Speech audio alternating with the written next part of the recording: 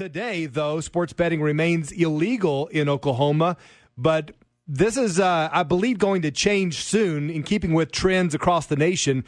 Talk to me, Stephen. What do the trends look like across the nation when it comes to sports betting? Well, sports betting has been legal in the United States since 2018 when the Supreme Court weighed in on the issue and allowed states to take this up individually. And since then, 38 states plus Washington, D.C. have legal sports betting. And then there are just, those handful of holdouts. But the market size across the United States, we're talking about, 300 billion wagered since 2018, roughly. Wow. Just the Super Bowl alone this year, 2025, you had about 25 to 30 billion wagered. And these are really big numbers. I think it kind of goes over people's heads what we're really talking about when we talk about tens of billions of dollars in any market.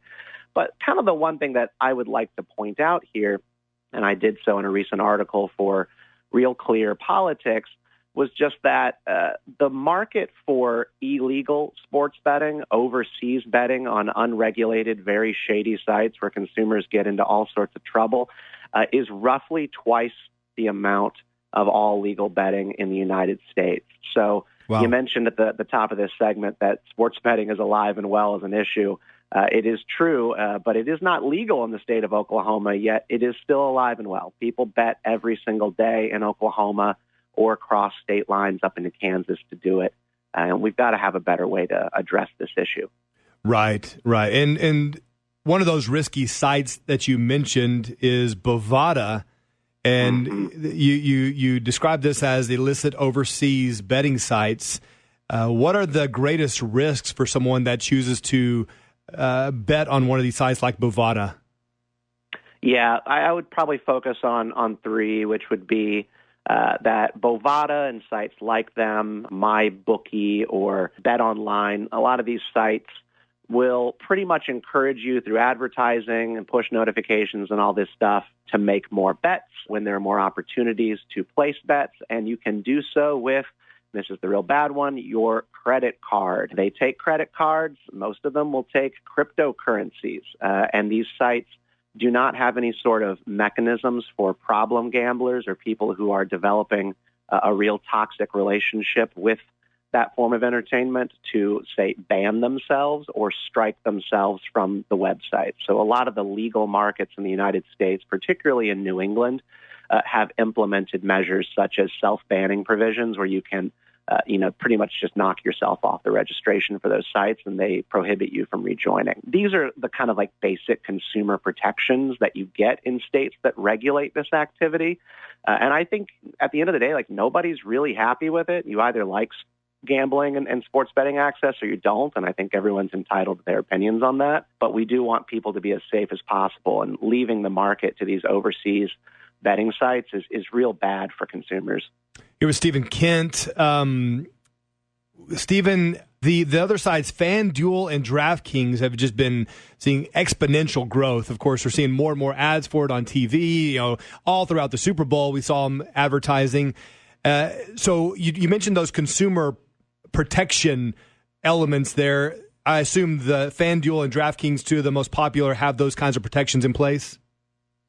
Yeah, they do, and it's a lot of the state by state approach. So where states are making their own regulations, kind of your MGM, your FanDuel, your DraftKings, they will adjust based on the state law. So if your state does not prohibit credit card use, you might end up being able to use credit cards with like a FanDuel or an MGM or something like that, depending on your state. But they follow the law, and basically those different vendors for sports betting, they want those regulations. They want legal market. They tend to lobby for those rules. And it kind of is mirroring most industries. Most industries don't mind regulation. They just want to know what the rules are and then have them be consistent over time so they can plan for the future. Sports betting is really no different. So those major vendors really do prefer to have these limitations and regulations in place so that they can do their business and consumers kind of know the rules of the road. Now, you mentioned the 38 states that have legalized betting. Have we seen any states take a hard stance against betting? Well, Georgia just kind of struck it down again.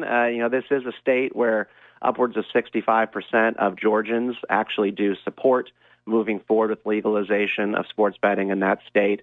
But they just can't get it done there. The door keeps getting swung closed, both on ballot initiatives and legislation that would have legalized Georgia's sports betting market. So the door remains closed there. Oklahoma seems to be quite different. It has been illegal still for quite some time, but there are so many bills in motion in Oklahoma right now that are on the fast track to seeing the governor, or in one case, bypassing the governor and going to a ballot initiative for voters to decide. So it's kind of unclear what Oklahoma is going to do, but I think that your state is probably going to have a legalized betting market in the very near future. The question is going to be who runs it, who regulates it, and whether or not the tribes are the sole beneficiaries of that market. That's right. Yeah, Governor Stitt has said he's not opposed to sports betting. He just wants to have a free market approach that includes commercial operators, not the exclusivity to the tribes like is currently being advanced through our legislature.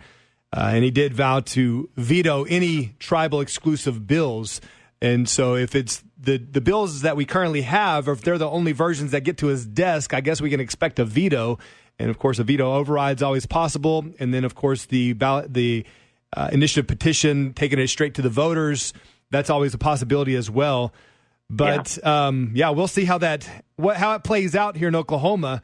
Stephen, I really appreciate your perspective this morning. And, again, Stephen Kent, you can find out more about him and all he's writing about, talking about on Twitter, on X, at Stephen Kent X. Stephen, appreciate you, sir.